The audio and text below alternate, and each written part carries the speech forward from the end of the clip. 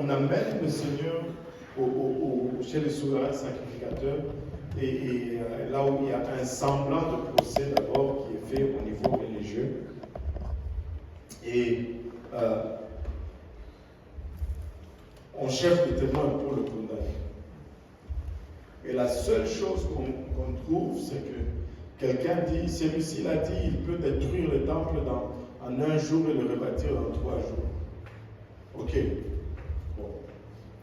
Je comprends l'importance du temple. Amen. Ok. Même si on ne veut pas faire attention à ce qu'il disait vraiment.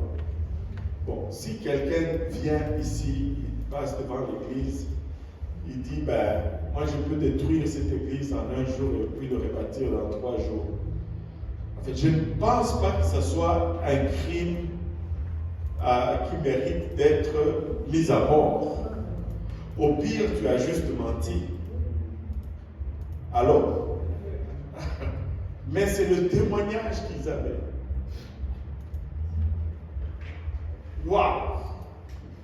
Il avait dit ça, mais en fait, il n'est pas capable de le faire. Donc, on va le tuer. Oh mon Dieu, si c'était ça, nous serions tous morts ici. Parce qu'il y a plein de choses que nous avons dit, que nous sommes loin d'être capables de le faire. Alors, donc, c'était tellement faible, tellement nul. Et là, celui-ci a dit, je puis détruire le temple. Et Jésus garda silence, parce que ça ne valait pas la peine. Et là, le souverain sacrificateur prenant la parole lui dit, je t'adjure par les dieux vivants de nous dire si tu es le Christ, le Fils de Dieu. Ça n'a rien à voir, ça n'a plus rien à voir avec le temple. Parce que cette accusation-là n'était pas là. Et probablement qu'on avait payé ce type-là pour dire ça. En tout cas, cet argent n'était pas rentable. Et quand il dit, il a dit que tu es le Christ, le Fils de Dieu, Jésus lui répondit, tu l'as dit.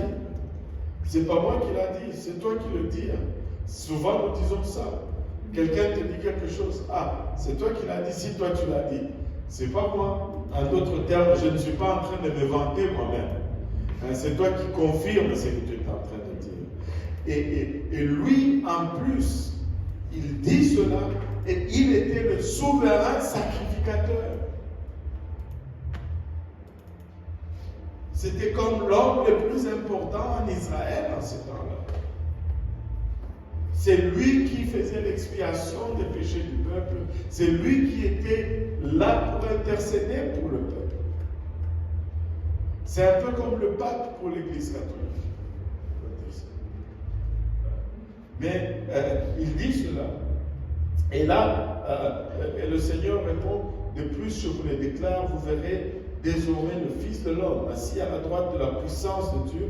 Alléluia. Il dit assis à la droite de la puissance de Dieu. Ça nous permet vraiment de relier avec ce que Étienne va voir et pourquoi on va les crucifier afin de lapider.